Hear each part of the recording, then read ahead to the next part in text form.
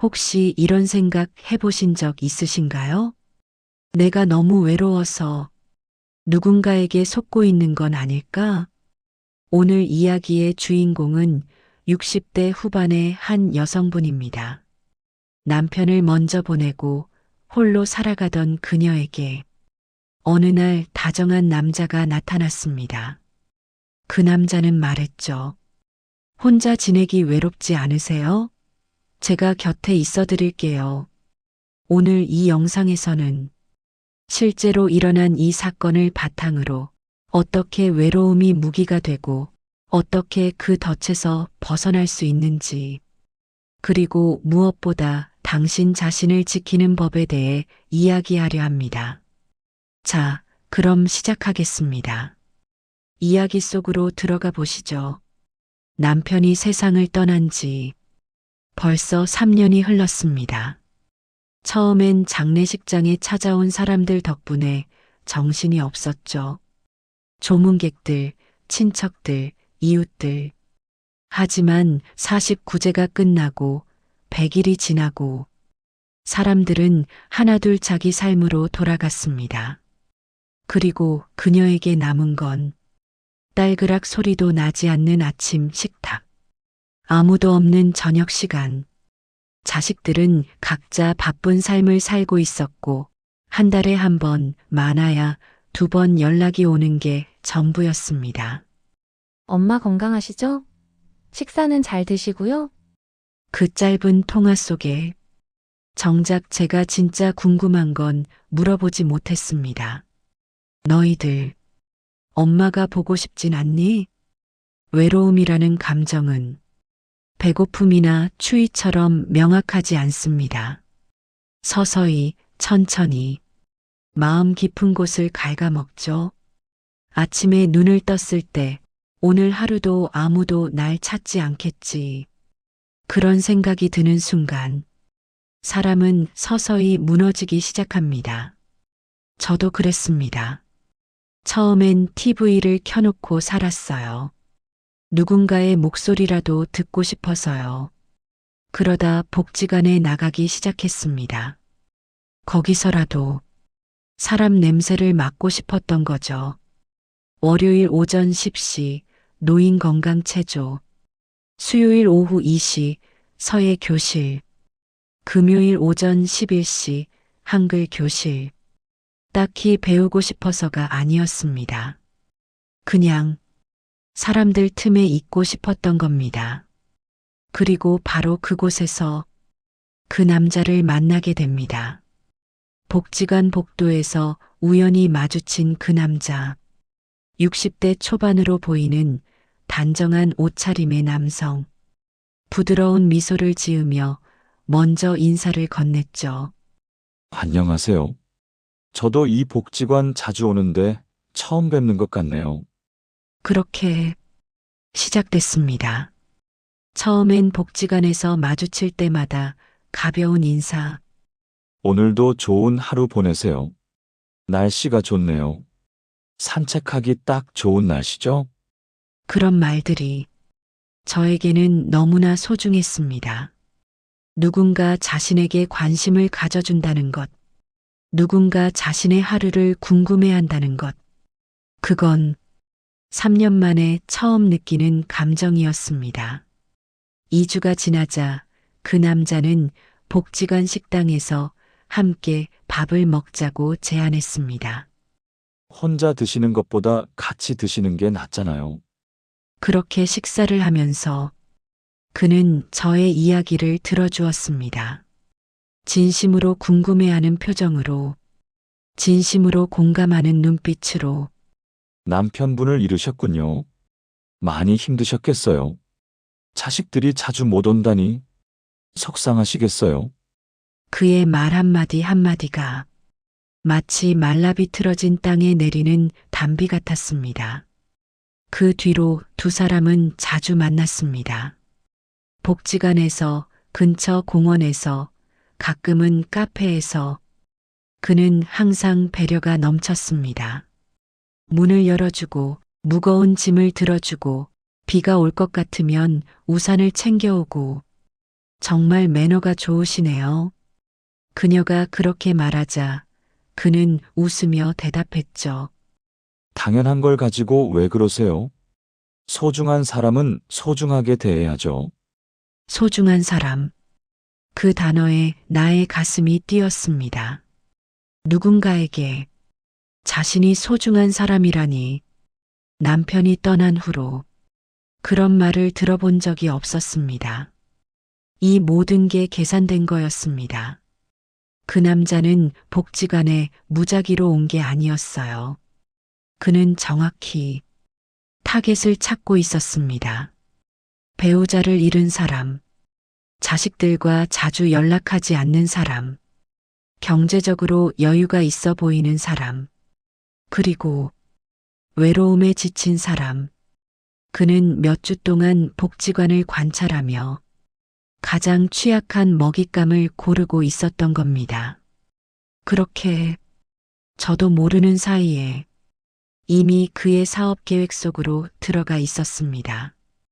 두 사람이 만난 지 2달쯤 지났을 때 그 남자는 조금씩 다른 이야기를 꺼내기 시작했습니다. 처음엔 자연스럽게, 너무나 자연스럽게 어느 날 카페에서 차를 마시던 중이었죠. 그가 신문을 보다가 말했습니다. 요즘 금융 사기가 정말 많다고 하네요. 특히 노인분들이 타겟이 된대요. 그러면서 슬쩍 물었습니다. 혹시 은행 쪽에서 이상한 전화 같은 거 받은 적 없으세요? 보이스피싱 같은 거요. 저는 고개를 저었죠. 아직은 그런 일은 없었어요. 그러자 그는 안도하는 표정을 지으며 말했습니다. 다행이네요. 요즘 정말 조심하셔야 해요. 혹시 통장이나 카드 관리는 어떻게 하세요? 본인이 직접 다 하시나요? 여러분, 여기서 중요한 포인트가 있습니다. 이 질문은 결코 우연이 아닙니다. 이건 정보 수집의 첫 단계입니다. 그는 지금 그녀의 재정 상태를 파악하려는 겁니다. 통장을 누가 관리하는가? 자식들이 관여하는가? 본인이 직접 하는가?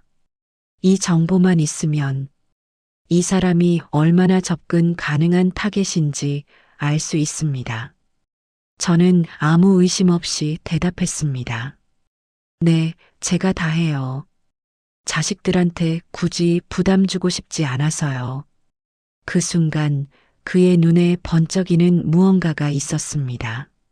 하지만 그때 나는 알아채지 못했죠. 그는 고개를 끄덕이며 말했습니다. 그렇군요. 정말 대단하세요. 요즘 노인분들 중에 스스로 다 관리하시는 분 많지 않거든요. 칭찬이었습니다. 하지만 그 칭찬 뒤에는 다음 단계가 준비되어 있었습니다.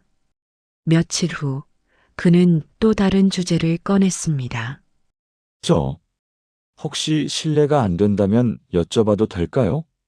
집은 본인 명의신가요? 나는 잠시 멈칫했습니다. 처음으로 뭔가 이상하다는 느낌이 들었죠. 왜 그걸 물어보세요? 그러자 그는 황급히 손사래를 쳤습니다. 아니에요. 오해하지 마세요. 제가 최근에 부동산 사기 뉴스를 봤거든요. 노인분들 명의를 몰래 바꾸는 사기가 있다고 해서 혹시 그런 피해 입으실까 걱정돼서 그랬어요. 걱정, 배려, 친절. 그의 모든 언어는 나를 위한 것처럼 포장되어 있었습니다. 나는 안심했습니다. 아, 그런 의미였구나. 그리고 대답했죠. 네, 제 명의예요. 남편이 돌아가시고 나서 다 정리했어요. 그 순간 그는 속으로 미소 지었을 겁니다. 빙고. 그 뒤로 질문은 더 구체적으로 변했습니다. 보험은 어떻게 들어놨어요? 혹시 정기 예금 같은 거 하세요? 연금은 매달 얼마나 나와요? 하나하나 물어볼 때마다 그는 항상 그럴듯한 이유를 댔습니다. 요즘 보험 사기도 많더라고요. 정기예금, 이자율이 좋은 상품이 있던데. 연금 관리 잘못하면 세금 폭탄 맞는다던데. 그리고 항상 마지막에 덧붙였죠. 나이 드시면 이런 거 관리하기 힘드시잖아요. 제가 좀 도와드릴 수 있으면 좋겠어요. 도와드릴 수 있으면 좋겠다. 그 말이 저에게는 너무나 고마웠습니다. 어느 날 저녁 그는 그녀를 조용한 식당으로 데려갔습니다. 촛불이 켜진 테이블, 은은한 배경음악, 분위기가 이상했습니다. 뭔가 특별한 날 같았죠. 식사를 마치고 그는 그녀의 손을 잡았습니다. 사실, 오늘 꼭 하고 싶은 말이 있어요. 그녀의 심장이 빠르게 뛰었습니다. 처음 만났을 때부터 당신이 특별하다고 느꼈어요. 혼자 사시는 거 보면 마음이 아팠어요. 저도 혼자거든요. 아내를 일찍 보냈어요. 그는 잠시 숨을 고르더니 말했습니다. 우리 앞으로 함께 하면 안 될까요? 서로 의지하며 살면 안 될까요? 그 말에 나는 눈물이 났습니다. 누군가 다시 자신을 선택해 준다는 것, 누군가 자신과 함께하고 싶다고 말해준다는 것, 그게 얼마나 간절했는지 나는 고개를 끄덕였습니다. 네, 좋아요. 하지만 이건 프러포즈가 아니었습니다. 이건 계약이었습니다. 그리고 그 계약의 진짜 내용은 제가 전혀 모르는 항목들로 가득했습니다. 함께 하기로 약속한 뒤 그의 태도는 더욱 적극적으로 변했습니다. 우리 이제 가족이나 다름없으니 서로 솔직하게 터놓고 지내야 하지 않겠어요? 그러면서 본격적으로 움직이기 시작했죠. 어느 날 그는 은행 통장을 보여달라고 했습니다. 혹시 쓸데없는 수수료 나가는 건 없는지 확인해 드릴게요. 요즘 은행들이 노인들 상대로 수수료 많이 떼어간다고 하더라고요. 나는 망설였습니다. 통장은 개인적인 거잖아요. 하지만 그는 웃으며 말했습니다. 왜요? 우리 이제 한 식구인데. 숨길 게 뭐 있어요? 제 통장도 보여드릴게요. 그리고 정말로 자신의 통장을 꺼내 보여줬습니다. 물론 거기엔 얼마 없었죠. 제가 별로 없죠? 그래도 숨기는 거 없이 다 보여드리는 거예요. 그 솔직함에 나는 마음을 열었습니다. 그리고 통장을 보여줬습니다. 그 순간 그의 눈이 번뜩였습니다. 잔고를 확인하는 그의 눈빛은 마치 사냥꾼이 먹잇감의 크기를 재는 것 같았습니다. 예금 3억, 부동산 시가 4억, 보험금 합계 2억, 총 9억. 그에게 이 숫자는 로또였습니다. 그 뒤로 그는 더욱 빠르게 움직였습니다. 요즘 금리가 너무 낮아서 예금 놔두면 손해예요. 제가 아는 좋은 투자처가 있는데 소개해 드릴까요? 보험은 너무 구식 상품이에요. 요즘은 더 좋은 상품 나왔어요. 갈아타는 게 낫겠어요. 집도 혼자 관리하시기 힘드시죠? 나중에 뭔 일 생기면 자식들한테 짐 되잖아요. 차라리 제 명의로 일부 넘겨놓는 게 어때요? 그래야 제가 관리하기 편하고 나중에 상속세도 안 나오고요. 하나하나 너무나 그럴듯했습니다. 당신을 위한 것처럼, 당신의 미래를 위한 것처럼. 하지만 저는 점점 불안해지기 시작했습니다. 뭔가 너무 빠르게 진행되는 느낌이었죠. 잠깐만요. 이건 좀 천천히 생각해 보고 싶어요. 그러자 그는 표정이 변했습니다. 왜요? 저 못 믿으세요? 우리 이제 한 식구라면서요. 내가 당신한테 뭘 잘못했나요? 감정적으로 나오기 시작했습니다. 아, 역시 저는 아직도 남이었군요. 진심을 다했는데 이렇게 의심받으니 서운하네요. 아니에요. 그런 게 아니라. 하지만 그는 이미 일어나서 나가려 했습니다. 아니에요. 괜찮아요.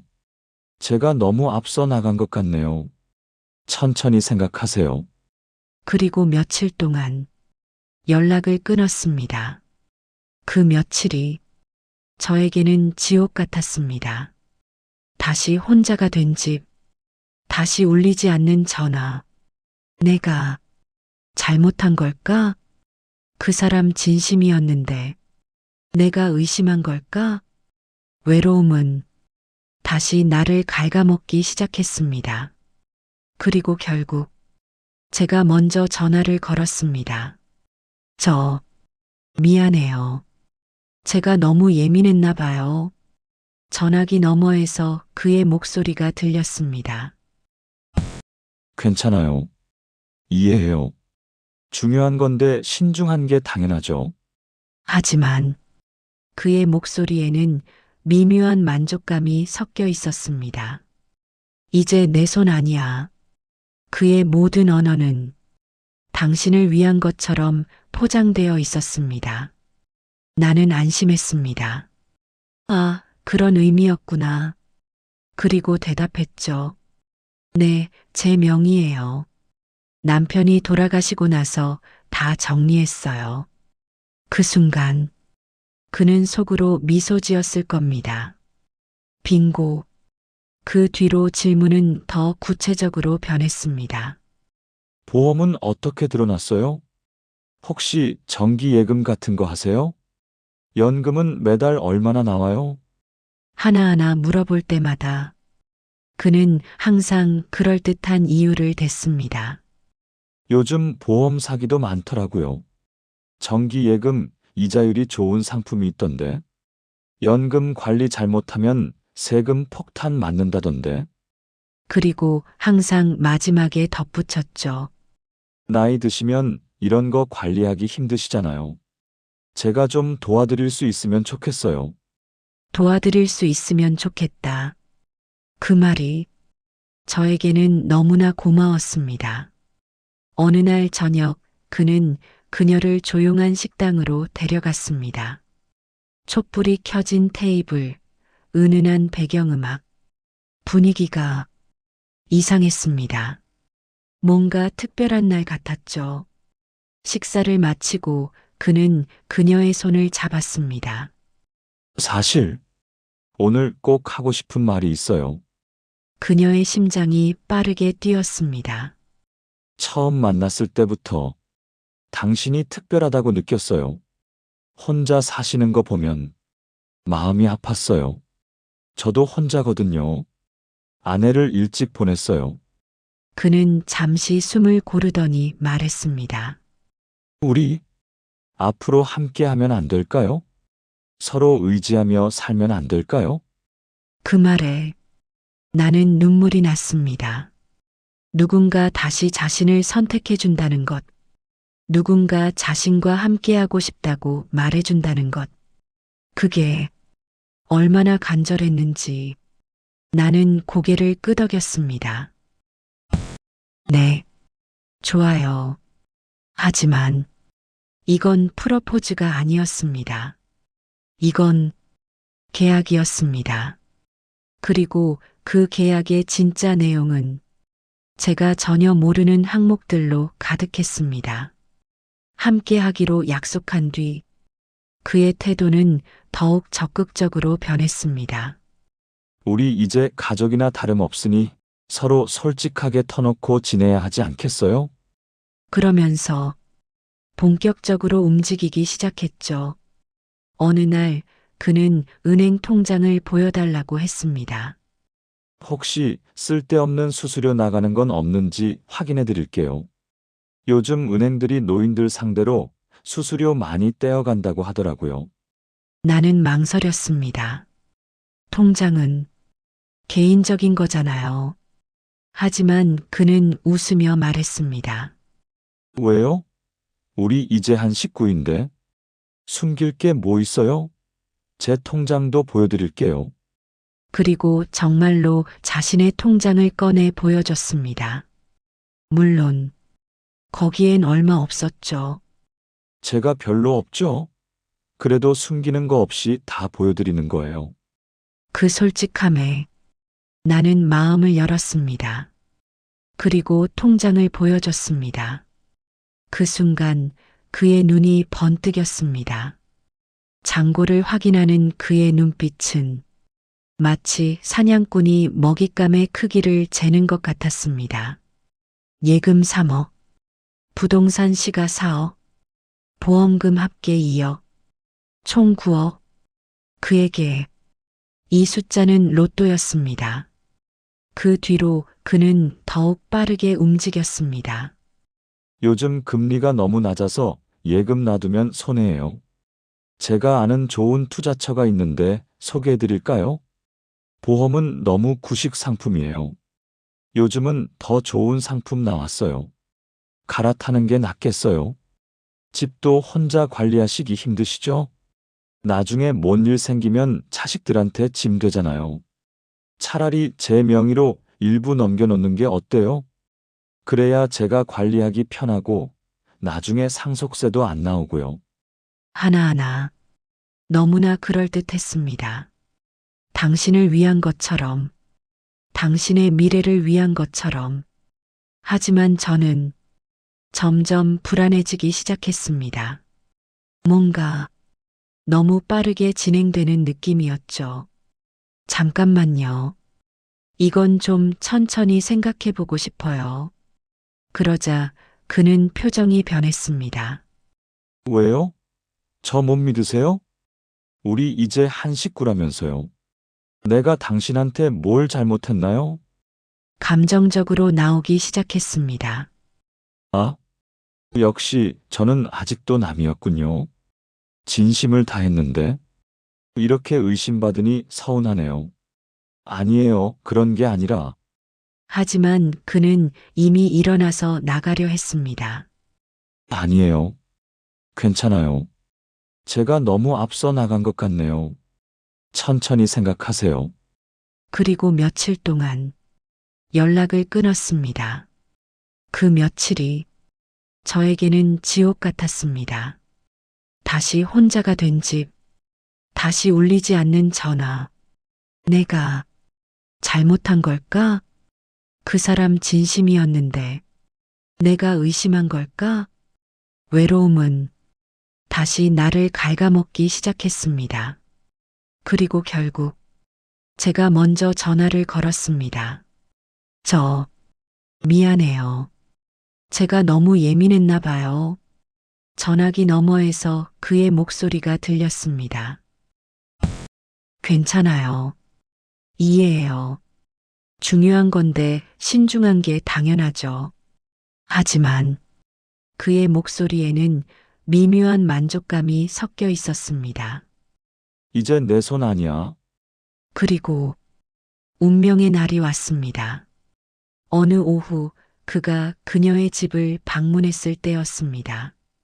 그는 거실에서 통화를 하고 있었고 저는 주방에서 차를 준비하고 있었죠. 그런데 갑자기 그의 전화 목소리가 들렸습니다. 처음엔 잘 안 들렸어요. 웅얼웅얼하는 소리만. 그런데 목소리가 점점 커졌습니다. 응, 거의 다 넘어왔어. 통장 잔고 확인했고, 진명의 이전만 하면 끝이야. 그 순간 내 손에서 찻잔이 떨어질 뻔했습니다. 보험금 정리하는데 한 달 정도 걸린대. 그때까지만 좀 더 버티면 돼. 그래, 늙은 여자 하나 구슬리는 거야 뭐 어렵겠어. 외롭다고 징징대던데 그거 이용하면 되지. 그 말을 듣는 순간 그녀는 현기증이 났습니다. 다리저에 힘이 풀려서 벽을 잡고 겨우 서 있었죠. 늙은 여자 하나 구슬리는 거 외롭다고 징징대던데 그 말들이 나의 머릿속에서 메아리 쳤습니다. 모든 게 거짓이었습니다. 그 따뜻한 미소, 그 배려 깊은 눈빛, 그 다정한 말 한마디 한마디, 전부 다 계산된 연기였습니다. 그 순간 나는 깨달았습니다. 자신이 사랑한 건 그 사람이 아니었다는 걸, 자신이 사랑한 건 그 사람이 보여준 가면이었다는 걸, 그리고 그 가면 뒤에 있던 진짜 얼굴은 자신의 외로움을 먹이로 삼는 냉혹한 사냥꾼이었다는 걸. 그날 밤 나는 한숨도 자지 못했습니다. 침대에 누워서 천장만 바라봤죠. 머릿속에서는 지난 몇 달이 빠르게 지나갔습니다. 복지관에서의 첫 만남, 카페에서 나눴던 대화들, 손을 잡아주던 그 순간, 그 모든 장면이 이제는 전혀 다르게 보였습니다. 내가 정말 바보였구나. 눈물이 났습니다. 하지만 이번엔 슬픔만은 아니었습니다. 분노, 배신감, 그리고 자신에 대한 실망. 왜 눈치채지 못했을까? 신호가 있었을 텐데 왜 못 봤을까? 하지만 한참을 울고 난 뒤 나는 깨달았습니다. 아니야. 내가 잘못한 게 아니야. 외로움을 느낀 게 잘못이 아닙니다. 누군가를 믿고 싶었던 게 잘못이 아닙니다. 다시 사랑받고 싶었던 게 잘못이 아닙니다. 잘못한 건 그 진심을 이용한 그 사람입니다. 다음 날 아침, 저는 거울을 보며 스스로에게 말했습니다. 오늘 끝내자. 그리고 그에게 전화를 걸었습니다. 나와서 만날 수 있을까요? 할 얘기가 있어요. 그는 반가운 목소리로 대답했습니다. 그럼요. 어디로 갈까요?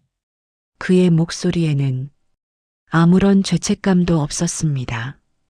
공원 벤치, 그들이 자주 산책하던 그곳에서 만났습니다. 그는 여전히 미소를 지으며 다가왔죠. 왜 그렇게 심각해요? 무슨 일 있어요? 그녀는 그의 눈을 똑바로 바라봤습니다. 어제 당신 통화 들었어요. 그 순간 그의 표정이 굳었습니다. 뭐라고요? 제 재산 정리하는 거 얼마 안 남았다고. 늙은 여자 하나 구슬리는 건 어렵지 않다고. 그렇게 말하더군요. 그의 얼굴이 새하얗게 변했습니다. 그러다가 갑자기 웃기 시작했습니다. 아, 그게 오해예요? 그건 하지만 그녀는 손을 들어 그를 막았습니다. 변명하지 마세요. 이제 당신이 무슨 말을 해도 안 믿어요. 그러자 그는 태도가 변했습니다. 더 이상 연기하지 않았죠. 아, 들켰으면 할 수 없지. 그의 목소리에서 그 따뜻함이 완전히 사라졌습니다. 냉소적이고 차갑고 무감각한 목소리. 이게 진짜 그의 목소리였습니다. 어차피 당신 같은 사람들 널렸어요. 외롭다고, 쓸쓸하다고. 누가 좀 잘해주면 금방 넘어오더라고요. 그 말에 저는 가슴이 찢어지는 것 같았습니다. 하지만 흔들리지 않았습니다. 우리 여기까지입니다. 다시는 제 앞에 나타나지 마세요. 그러자 그는 갑자기 무릎을 꿇었습니다. 미안해요. 제가 잘못했어요. 정말.